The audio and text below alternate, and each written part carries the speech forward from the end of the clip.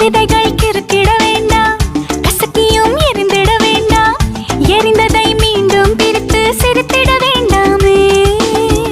காற்றிலே முத்தம் வேண்டாம், வார்த்தையில் அர்த்தம் வேண்டாம், சுற்றிலும் சத்தம் போடும் ஏதும் வேண்டாமே. சாலை ஓரத்தே நீர், அது கோப்பை ரெண்டில் வேண்டாம், பேரும் தேரும் போதும் இனி டிக்கெட் ரெண்டில் வேண்டாமே.